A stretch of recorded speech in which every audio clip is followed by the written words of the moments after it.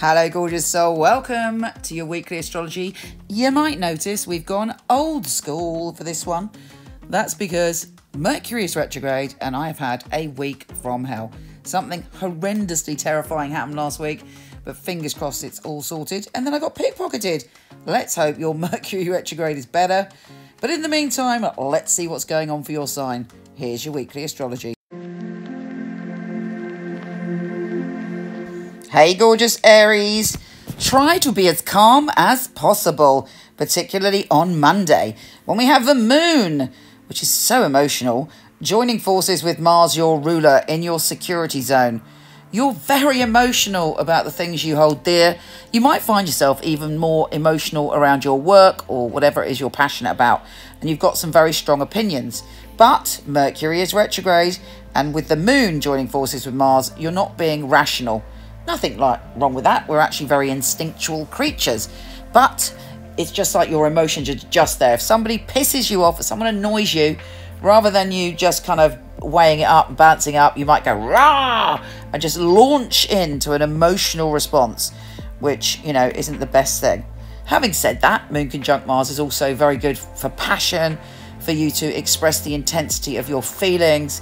If you can channel that energy into what you're passionate about and what you want to do and put that drive into action, it could be very useful for you. But trust me, all us Aries are going to be much more emotional than usual certainly for the beginning of this week.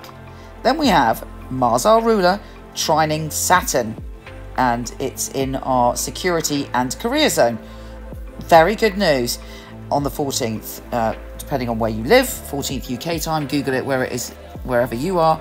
It gives us the opportunity to really dig in and make things happen, to commit to what we're doing, to put the focus, the energy and the power of our spirit into our career and into building up a deeper sense of security and a sense of, right, we're going to do this. There's all this year actually, there's a lot of energy about us expanding and growing and transforming. And we have this opportunity right now to really ground that. On the 15th, UK time, Jupiter in Sagittarius is square retrograde Mercury in Pisces. And you might have a visionary idea, but you mustn't run away with the ball, you know? You might be sort of get the idea and then just go, right, this is what I'm going to do without thinking. And it's probably best to hold on to that idea, write that idea down, plan it, rather than just leaping in. Although having said that, nobody can control us this week. We are even more sparky than usual. And it's like, it's going to be quite tricky at the end of the week to put our brilliant genius ideas into action without coming up with blocks. And also there may be some miscommunication. We have this brilliant idea, we put it out there, and somebody gets the wrong end of the stick.